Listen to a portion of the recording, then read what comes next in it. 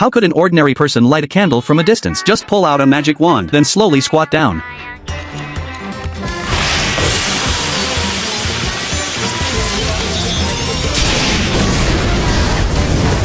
That was literally how simple it was. Did everyone get it? Mash finally got exposed as someone who could not use magic. Now all the students who disliked him came after him because a regular person sneaking into a magic academy was a capital crime. But that did not mean just anyone could mess with him. In this academy where power ruled everything, the strong could crush the weak whenever they felt like it. So small fries, no matter what, could never cause any real trouble. Mash had already earned his silver badge, only one step away from becoming a divine visionary. Everyone decided to celebrate properly. Avon wanted to play a guessing game, but Mash said eating only needed a mouth. No questions needed. Then Avon slipped and accidentally dropped a cream puff. Well, he was right, a mouth was all you needed. The scene was total chaos. None of them seemed worried at all about Mash not having magic getting leaked, which left the only normal person there completely confused. The next day Mash was brought straight to the council for trial. This was really bad. Just as the teacher in charge was about to follow school rules and sentence Mash to death, a flashy blonde showed up. He said rules were made by those in power, so if the majority agreed to change them, then the rules could change too. The blonde dropped a candle on the floor. If Mash could light it from a distance, he would speak up for him. The teacher was speechless. There was no way a magicless person could light a candle from afar, but Mash pulled out his wand, and while the teacher stared at him like he was an idiot, he performed some ancient fire starting technique. His hand speed was absolutely insane. Even the blonde could not help but admire how elegant it was. But the next second, Mash got hit by a sandstorm attack. Several divine visionaries arrived at the scene. They were the main judges for today's execution. Just as the sand guy skipped all formalities and was about to sentence Mash to death on behalf of the others, the teacher from earlier changed. Someone from the Root faction had taken control of him and was using him as a mouthpiece, telling everyone that Mash was their target. To show their resolve, the Root faction used a rare parasitic spell. The blonde had had enough. Their magic bureau feared no faction. He said he would handle this parasitic magic himself.